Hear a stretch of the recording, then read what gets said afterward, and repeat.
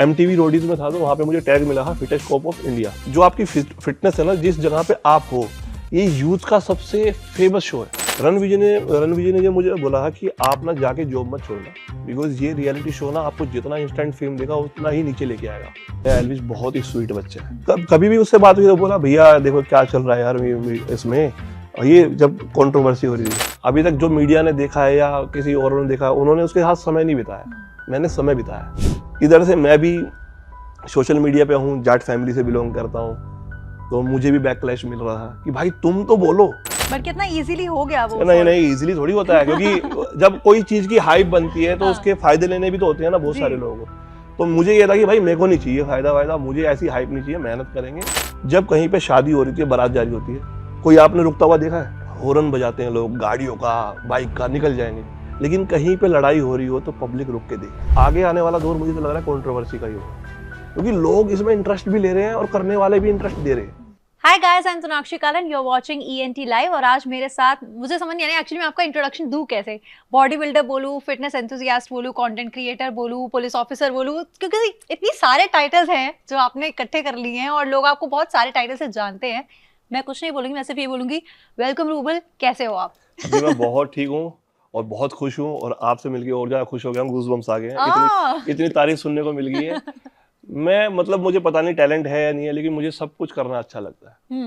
Acting हो, job तो मैं कर ही रहा हूँ, साथ में फिजिक भी मेरी बचपन से कोशिश की है बनाता रहूँ, और अब आपके सामने भी हूँ तो कोशिश करता रहता हूँ कि हर दिन कुछ नया सीखने को मिले। छोटी सी लाइफ है, यहाँ पे हम सीखने ही आए हैं, और सीखने की कभी उम्र नहीं होती और कभी टाइम नहीं, हर टाइम सीखते रहो।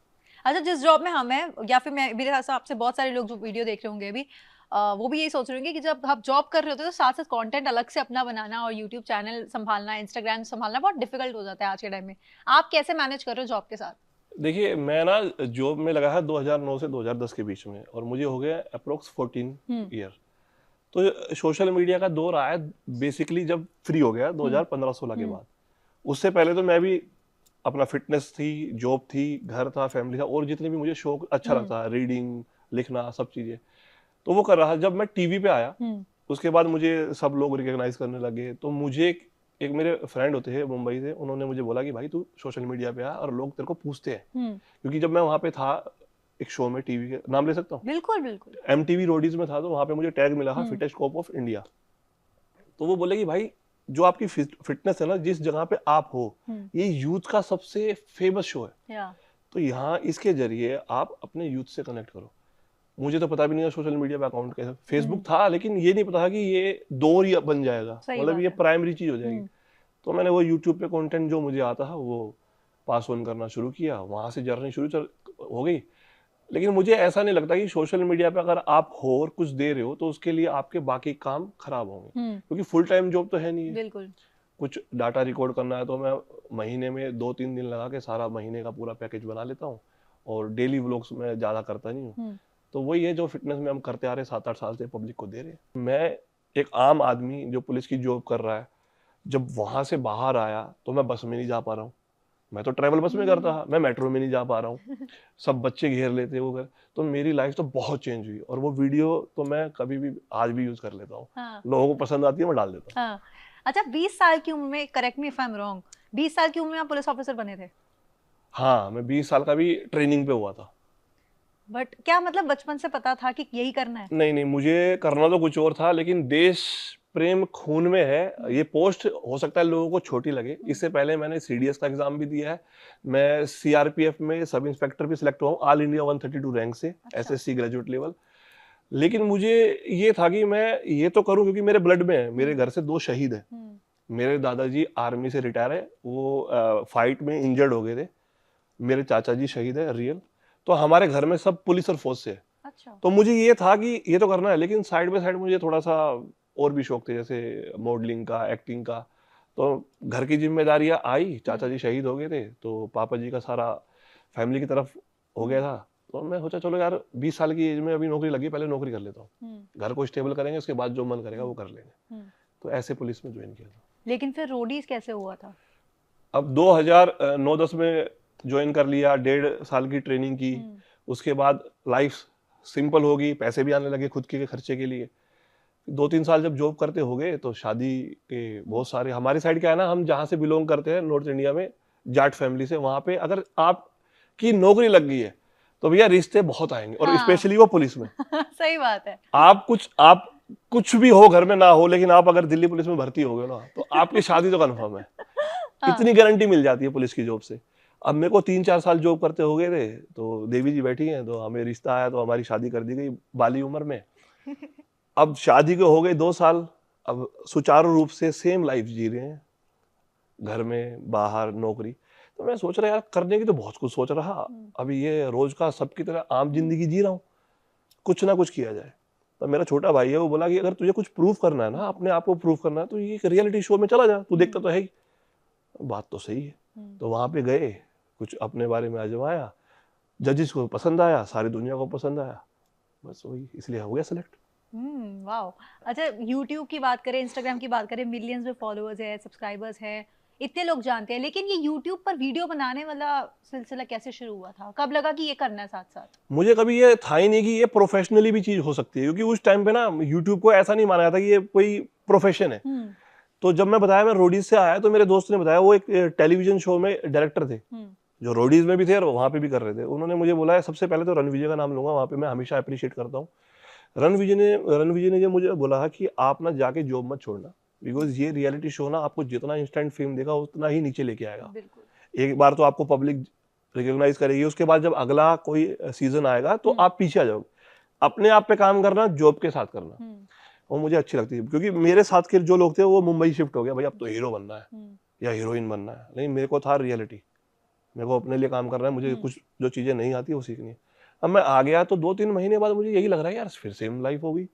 तो जो मुंबई वाले फ्रेंड थे उन्होंने मुझे बोला कि जो तेरे को आता है, क्योंकि तू बहुत ज्यादा पसंद किया गया रोडीज में।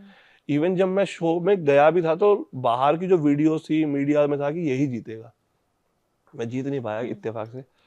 वो होता है कि पॉलिटिक्स सब चीज होती है। तो मैं फिर उन्होंने बोला जो तेरे को आता है, जिस लैंग्वेज में आता है, रीजनल या फिर हिंदी, आप उसमें अपना जो फिटनेस का एक वो है उसे पास ऑन करो, पब्लिक को दो। अब मैंने शुरू में तो 1-2 वीडियो डाली, मुझे कुछ मतलब इतना शौक भी नहीं था और आता भी नहीं था। फिर धीरे धीरे वो बहुत पसंद की गई और बहुत बच्चों को फायदा हुआ। पहले महीने में एक डाल दी, 2 महीने में एक डाल दी, टाइम नहीं मिलता, फिर 3 महीने में। ट्रांसफॉर्मेशन में वैसे भी कराता था, लोग गाइड करता था, तो वो यूट्यूब पे एक फिटनेस क्रिएटर के रूप में। इवन मेरी जो फिटनेस की वीडियो होती थी वो पूरा सिनेमैटिक तौर पे, मुझे शौक है शूट वगैरह का, उसमें मैं पोर्ट्रे करता था कहानियों को जो रियल दुनिया में होती थी। ऐसे चल गया शुरू। अब आप खुद पुलिस में हो, तो कितने पुलिस वालों को आपने इंस्पायर किया कि फिट रहना है, बॉडी बनानी है और ऐसे रहना है? जब मैं रोडीज में स्टेज पे खड़ा था और जजेस ने मुझसे पूछा कि आप यहाँ क्यों आना चाहते हो, तो मैं उन्हें एग्जाम्पल दिया कि जब मैं निर्भया केस के दौरान पे मैं वहाँ पे पोस्टेड था और जो डीसीपी साहब थे हमारे, राजीव रंजन साहब थे, तो मैं उनके साथ अटैच था। तो मैंने वो सारा जो वाक्य है, बहुत ही, मेरी शादी होने वाली थी जनवरी में और ये वाक्य दिसंबर का है, मुझे छुट्टी भी नहीं मिल रही थी। तो मैंने बारीकी से वहां पे माहौल देखा है, लोगों की मतलब पुलिस के प्रति जो नाराजगी थी वो देखी है, सब चीजें अपनी आंखों से देखी है। उस टाइम पे मीडिया में भी ये बहस चल रही थी कि भाई महिलाओं की सुरक्षा के लिए कुछ ना कुछ स्टेप लेना चाहिए। तब की सरकार ने ये भी कहा था कि भाई हर एक बसेस में ना एक पुलिस वाला जरूर होगा, तो होमगार्ड भी लगाए। तो एक बार इंटरव्यू मैंने देख लिया वहां पे कि हम किसी और से तो जब सुरक्षा लेंगे, हमें तो इनको ही देख के डर लगता है, दिखते अच्छे नहीं है, फिट नहीं है, मोटे हैं, तो ये क्या सुरक्षा करेंगे। तो वो बात मुझे थोड़ी सी बुरी लगी, क्योंकि मेरे फैमिली सारी बैकग्राउंड ऐसा है। जब मैं रोडीज में था तो उन्होंने पूछा कि क्यों आना चाहते हो, तब मैंने ये बात रखी कि भाई हम अच्छे भी दिखते हैं, हम एजुकेटेड भी हैं और हम फिट भी हैं। वहां पे मैंने बोला मैं यहाँ शो से जाऊंगा भी ना, तो ये पूरी जिंदगी में लोगों को कन्वे करूंगा और एक ऐसा एग्जाम्पल, ऐसी किक स्टार्ट दूंगा कि सारा यूथ उसमें लगेगा। उसके बाद लेकिन आपने कोई और रियलिटी शो करने का नहीं सोचा? देखिए, मैं जिस फैमिली से आता हूँ, जिस बैकग्राउंड से आता हूँ और जो शो मैंने किया है, जो मेरी पर्सनैलिटी है, मुझे ऑफर्स तो बहुत हुए हैं, लेकिन वो मेरे से मैच नहीं हो पाते और मैं कोई भी काम इस तरीके का नहीं करना चाहता जिससे यूथ को डाइवर्ट कर दूं। तो ऐसे रियलिटी शो भी आए हैं, ऐसे शो भी आए हैं जिसमें मेरी इमेज नेगेटिव, मेरा शक्ल जो है वो लोगों को मैं साउथ इंडियन विलन लगता हूँ या ऐसे ऑफर आते हैं मुझे, तो मैंने नहीं किया, क्योंकि मैं अपने जो पीछे के रूट्स हैं उनसे मतलब वो नहीं रखता। तो मैं कभी आएगा अच्छा, तो अभी भी आते रहते, कोई अच्छा आएगा तो जरूर करूंगा। अब तो सीख भी गया हूँ थोड़ा, अच्छा, अब तो ओके। बोलना भी सीख गया हूँ। अच्छा, आजकल यूट्यूबर्स को लेके बहुत बातें हो रही है। एल्विश की बात करें, जब एल्विश को जेल में गए वो, और देन उसके अलावा बिग बॉस में अभी मुनव्वर गए थे, तो मुनव्वर भी अगले दिन 2-3 दिन बाद ऐसे उनको भी हिरासत में लिया गया। तो आजकल बहुत ज़्यादा नाम आ रहे हैं इन सब के, और ये भी देखा जा रहा है कि शायद ये टाइम ठीक नहीं चल रहा है कि हर कोई किसी ना किसी चीज़ में फँस रहा है, और फिर उसके बाद रजत दलाल और राजवीर वाली भी हुई, जहाँ पर आपका भी नाम था। जी, मैं उसी पर आ रही हूँ। तो एग्जैक्टली आपका क्या रोल था उसके अंदर, क्योंकि वो बहुत बड़ी कंट्रोवर्सी क्रिएट हो गई थी रजत दलाल और राजवीर बताता वाली। हूँ उसके बारे में भी। एल्विश का आपने नाम लिया, हम्म, एल्विश बहुत ही स्वीट बच्चा है। हम्म, मैं तो उसे बच्चा ही कहूँगा, क्योंकि वो जब मेरे से मिला वो 21 साल का था, और हमने काफ़ी जर्नी, मतलब हम बाहर भी ट्रैवल किया है, अच्छा, हम यूपी भी गए हैं, साथ में रहे भी है। तो बहुत स्वीट बच्चा है। अभी तक जो मीडिया ने देखा है या किसी और ने देखा है, उन्होंने उसके साथ समय नहीं बिताया। हम्म, मैंने समय बिताया है। हमने ट्रैवल किया है, फ्लाइट में गए हैं, होटल में हम्म, रुके हैं, बाहर मस्ती की है, और हम तो फाइनेंस मिनिस्टर से भी मिले हैं साथ में। योगी साहब के वहाँ गए थे, तो सीएम साहब के वहाँ। तो उसको जो इंटरनल जानता है वो बहुत अप्रिशिएट करेगा, जो जानता ही नहीं है वो एक होती है ना कि बैड बॉय वाली इमेज बना देते हैं। तो मैंने कुछ बोल दिया तो दूसरे को भी यही लगा, हाँ यार, उसकी माइंड में वही चला जाएगा। लेकिन वो बहुत स्वीट है।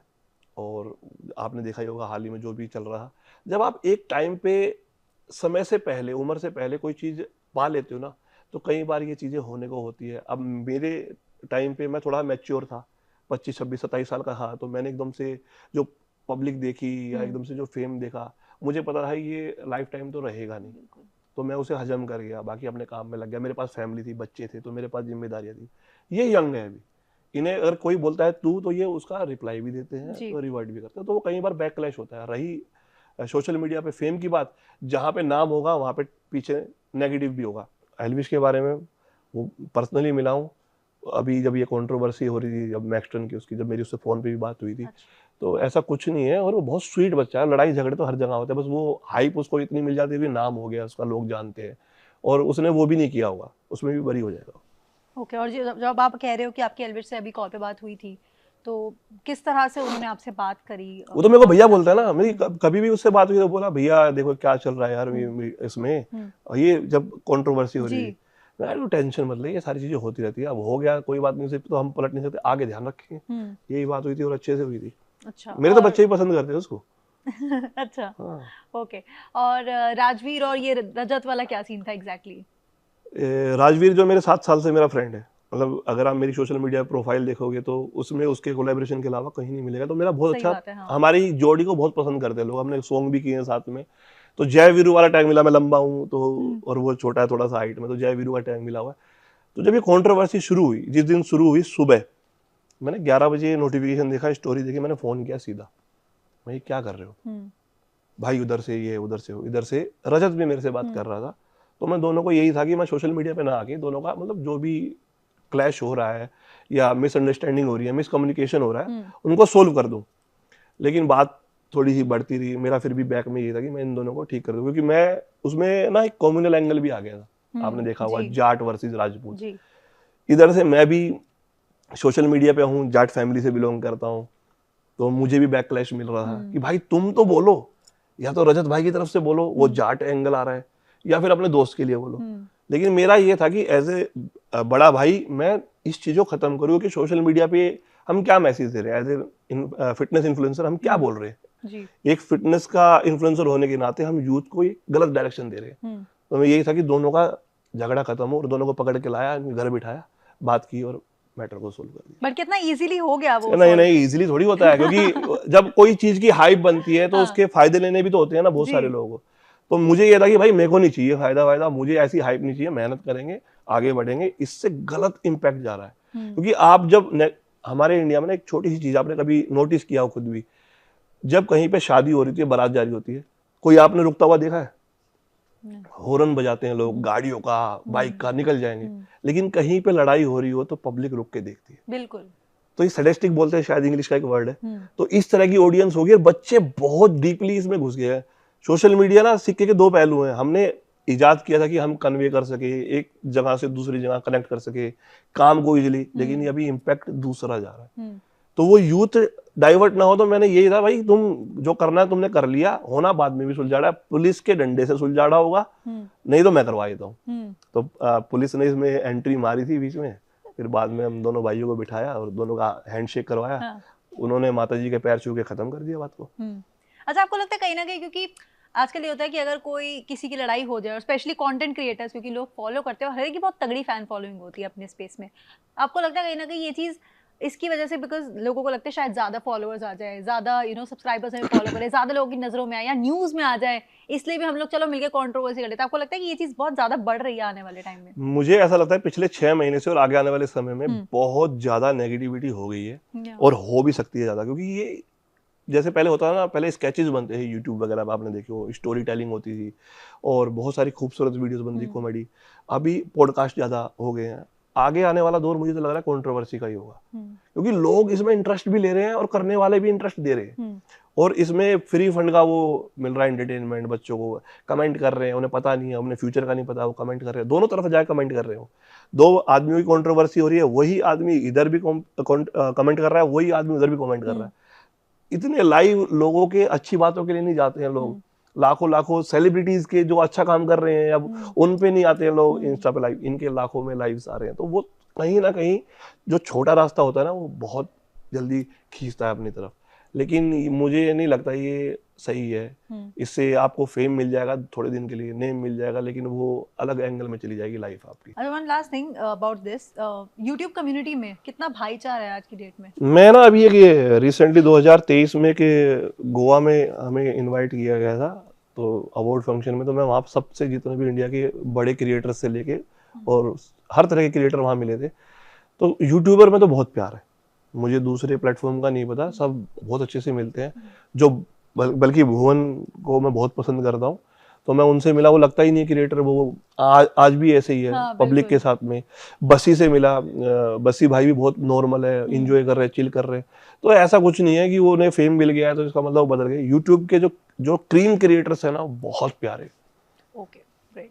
अच्छा, रोज ऐसा नहीं होता कि हमारे स्टूडियो में फिटनेस एंथुसियास्ट आते हैं, बॉडी बिल्डर आते हैं, तो आज आप आए तो मैं एक चीज जरूर पूछना चाहती हूँ, और ये मेरे को स्पेशली हमारी टीम में ऊपर बहुत लोगों ने बोला है पूछने के लिए, कि अगर कोई स्किनी हो, कोई लड़के लड़कियां स्किनी हो और उन्हें बॉडी बिल्ड करनी है, बिल्ड अच्छी करनी है, तो प्रोटीन पाउडर्स जो आते हैं या प्रोटीन बार्स आती है आज के टाइम में, क्या वो कंज्यूम करने से सच में फर्क पड़ता है? देखिए, मैं जैसे मैं पुलिस बैकग्राउंड से हूँ, मेरी फैमिली में सारे फौज पुलिस से पहलवान है सारे। मेरे फादर भी बहुत अच्छे पहलवान थे, तो स्किनी मैं भी था। तो मैं जब 8th या 9th क्लास में था, मैं सीधा 6 फुट का हो गया अपनी क्लास में, और मैं बहुत पतला स्किनी। लेकिन आज के टाइम पे ना, हम पहले वर्कआउट शुरू नहीं कर रहे हैं, हम सीखना शुरू नहीं कर रहे हैं, जर्नी शुरू नहीं कर रहे हैं, हम सीधा सप्लीमेंट की बात कर रहे हैं। क्योंकि जो हमें दिखाया जा रहा है, हमारे सबकॉन्शियस माइंड में ये घुसा दिया गया, भाई इसके बिना हमारी लाइफ में कुछ नहीं होना। अब मैं फूड कंज्यूम कर रहा हूँ, मेरे फूड में इनफ प्रोटीन है, कार्बोहाइड्रेट है, फैट है, तो मुझे सप्लीमेंट की कोई नीड नहीं है। सप्लीमेंट कब नीड है? जब हमारा फूड से पूरा नहीं हो रहा है। तो कोई भी स्किनी है या कोई भी फैटी है, अगर उसकी डाइट प्रॉपर है तो उसे सप्लीमेंट की कोई जरूरत नहीं। लेकिन आपको गोल, जैसे एथलीट हो, ज्यादा आपको कंज्यूम करना है, प्रोटीन पूरा नहीं हो रहा, तब आप ऐड कीजिए। ऐसा नहीं है कि आप वर्कआउट तो कर नहीं रहे हो, कैलोरीज आपकी पूरी ठीक है, खाना खा नहीं रहे हो और उधर से वो खा रहे हो प्रोटीन, कोई जरूरत नहीं। आप लेते हो प्रोटीन? हाँ, मैं लेता हूँ, क्योंकि मुझे तो, मेरी बॉडी वेट है 100 kg, और मुझे अपनी मसल्स को बना के रखने के लिए, मेंटेन करने के लिए, बढ़ाने के लिए तो प्रोटीन की मात्रा ज्यादा चाहिए, जो फूड से इनफ नहीं होती है, तो मैं 2 स्कूप ऐड कर लेता हूँ। 2 स्कूप में 60 ग्राम प्रोटीन मिल जाता है, वहीं 250 ग्राम अगर नॉनवेज खाते हैं तो चिकन खाना पड़ेगा, नहीं तो वेज है तो बहुत सारा खाना खाना पड़ेगा, तो वो उससे पूरा हो जाता है। ओके, तो चलिए गाइस, कुछ मेरे हिसाब से सजेशन आपको यहाँ पे भी मिल गए हैं, कुछ रिकमेंडेशन यहाँ पे भी मिल गए हैं, बाकी तो ऑफ कोर्स आपको इनकी यूट्यूब चैनल पे और इंस्टाग्राम पे क्लियर दिखता ही रहता है जिस तरह की चीज़ें ये शेयर करते हैं। तो आई बिलीव कि आप भी इंस्पायर होते होंगे हेल्दी रहने के लिए, फिट रहने के लिए। But with that, thank you very much rouble, बहुत सारे लोगों को इंस्पायर करने के लिए, and I wish you all the very best. इसी तरह से बढ़िया काम करते रहिए, इंस्पायर करते रहिए। जी, बहुत बहुत शुक्रिया आपका मुझे न्यूज़ चैनल पे इनवाइट करने के लिए, मेरे से बातें करने के लिए। बहुत सारी चीज़ें हैं जो यूथ में कोशिश करता हूँ, जैसे कंट्रोवर्सी के ना घुसे, हेल्थी रहे। एक बात आपके थ्रू कन्वे करना चाहूँगा, जीवन में आप कोई भी काम कर लीजिए, फिटनेस आपको सबसे मस्ट है। आप लाखों करोड़ों कमा लीजिए, आप कोई ओहदा पा लीजिए, नेम पा लीजिए, फेम पा लीजिए, दुनिया के सबसे अमीर इंसान बन जाइए, लेकिन तब वो काम आएगा जब आप फिट होंगे। पहला सुख निरोगी काया, दूजा सुख घर में माया। तो पहले अपने आप पे काम कीजिए, दूसरों पे काम करने की जरूरत नहीं है। आप ठीक तो सब ठीक। बिल्कुल, हेल्थ एंड फिटनेस फर्स्ट, बाकी सब बाद में। With that, thank you very much, बहुत मजा आया बात करके। Thank you.